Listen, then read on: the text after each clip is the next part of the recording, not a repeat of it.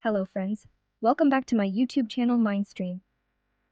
When we think about fashion, we often think about the now, the trends, the influencers. But what about the then?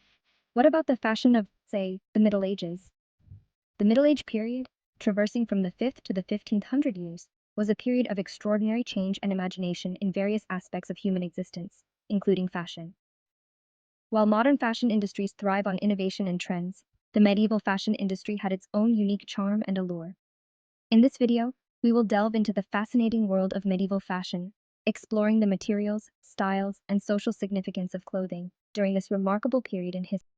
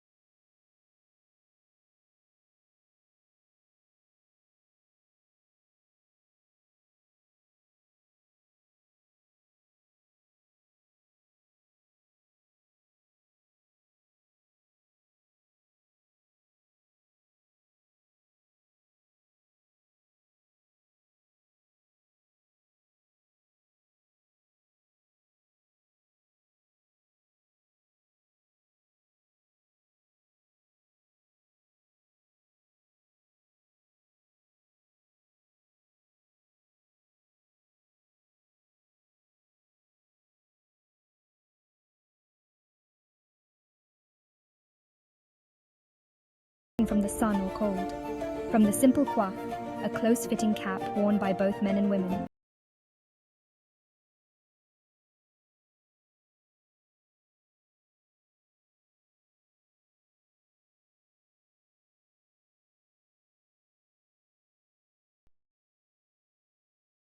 Now, as with any society, clothing in the Middle Ages wasn't just about practicality or even aesthetics. It was a powerful symbol of social status.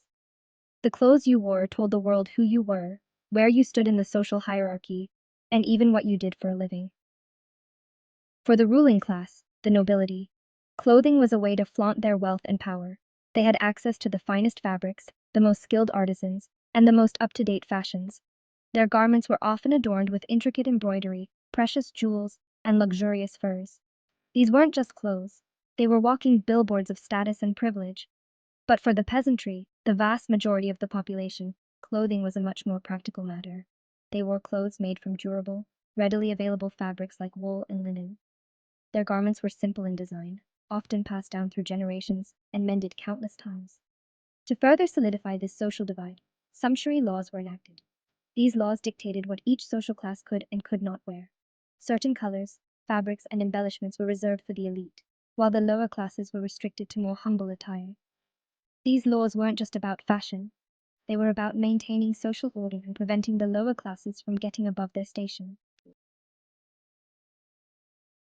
Now, let's talk about the people who actually made these clothes, the unsung heroes of medieval fashion, the guilds. These were the backbone of the textile industry, ensuring that every piece of fabric, every stitch, and every dye was up to the highest standards of the time. Guilds were professional organizations that controlled the production and distribution of goods, and the textile industry was no exception. They were the gatekeepers of quality and tradition, making sure that the skills and knowledge were passed down through generations. They were like the fashion houses of their day, fiercely protective of their craft and their members. These guilds ensured that only the best materials were used, and that the techniques employed were of the highest caliber.